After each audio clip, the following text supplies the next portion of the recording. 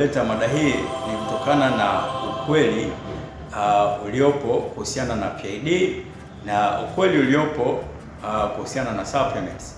Sasa ili kuelewa vizuri somo hili ni vema tukapata kuangalia kwa ufupi tu PID ni nini na inasababishwa na nini, lakini pia tutapata kuangalia supplements au nutritional supplements ni nini na ina contain nini ndani yake.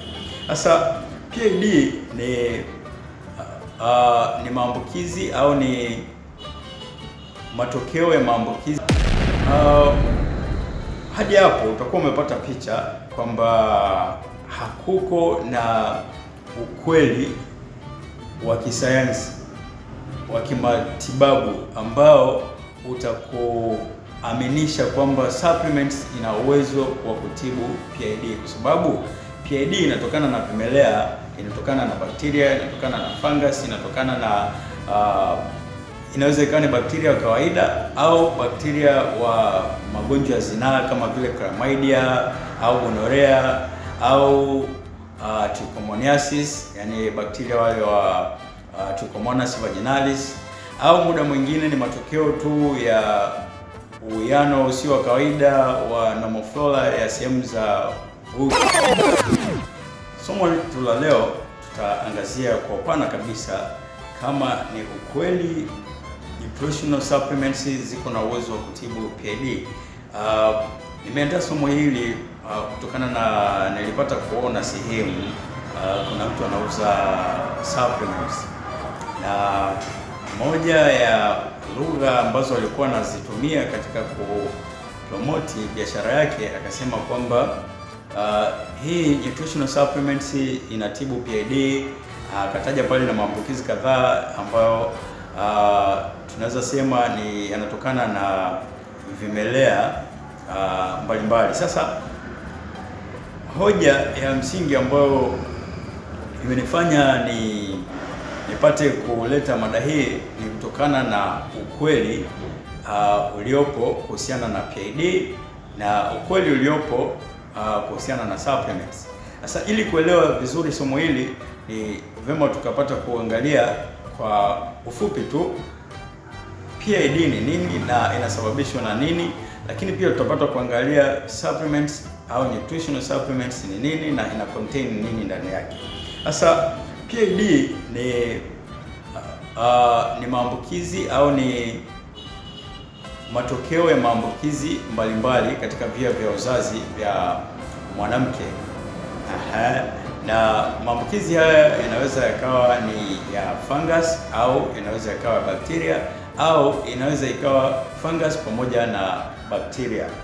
Sasa katika hali ya kawaida supplements zenyewe ni viinilishe au tibalishe ambayo ina contain essential minerals pamoja na vitamins. Yaani katika supplements kunakuwa na vitamin mchanganyiko pamoja na madini ambayo ni muhimu kabisa kwa mwili. Sasa hadi hapo utakuwa umepata picha kwamba hakuko na ukweli wa kisayansi wa kimatibabu ambao utakuaminisha kwamba supplements ina uwezo wa kutibu PID, kwa sababu PID inatokana na vimelea, inatokana na bakteria, inatokana na fungus, inatokana na inaweza ikawa ni bakteria wa kawaida au bakteria wa magonjwa ya zinaa kama vile chlamydia au gonorrhea au trichomoniasis, yani bakteria wale wa Trichomonas vaginalis, au muda mwingine ni matokeo tu ya uwiano usio wa kawaida wa normal flora ya sehemu za uke wa mwanamke, kwa maana ya matatizo kama BV huwa tunaita ni bacterial vaginosis.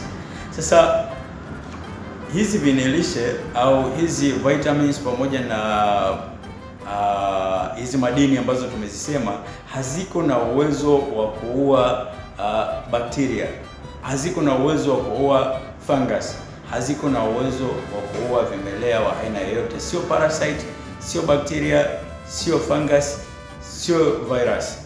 Sasa katika mapokezi au katika namna alivyokuwa anazipromote hizo supplements, akasema ana ushuhuda yeye kwamba kuna wagonjwa ambao walienda kwake akawauzia hizo supplements, kwamba walikuwa na shida ya vaginal discharge, alikuwa anatoa uchafu, lakini baada ya kutumia ile uchafu umekata. Alikuwa hapati kushika ujauzito, baada ya kutumia supplements akapata kushika ujauzito. Ukweli uko hivi, hizi supplements au hizi vitamins pamoja na minerals inachofanya katika mwili ni kuimarisha kinga mwili na kuupa mwili uwezo wa kupambana na vimelea tofauti tofauti. Kwa hivyo kama mtu atakuwa hana tatizo akitumia hizi supplements, inamuia vigumu kupata maambukizi ya fungus au ya bakteria na namna nyingine. Lakini akiwa tayari yuko na tatizo, hakuko na namna hizi supplements zinaweza zikatibu. Inachofanya ni kwamba inafanya ile tatizo linakuwa dormant. Kwa mfano kama ni bakteria wa kawaida wanakuwa hawaendelei kuzaliana, au fungus wanakuwa hawaendelei kuzaliana. Kwa hiyo yule mtu akiona discharge imekata anafikiri kwamba amepona, lakini ukweli akienda kufanya vipimo akafanya test nzuri, atakuta bado yuko na tatizo lake la fungus, bado yuko na tatizo lake la magonjwa ya zinaa, bado yuko na tatizo lake la PID kama lilivyo, kwa sababu PID inahitaji upate antibiotics pamoja na antifungal kama zikihitajika. Kwa ufupi, inahitaji upate antimicrobial, dawa zenye uwezo wa kuua vimelea. Hebu fikiria tu, mtu ana PID na anatumia antibiotics lakini bado inadunda. Mtu ana PID anapata kutumia sijui azithromycin, sijui Azuma, sijui ceftriaxone, ile sindano ya mshipa wanaita Powasef, anapata kuchoma ile lakini haponi.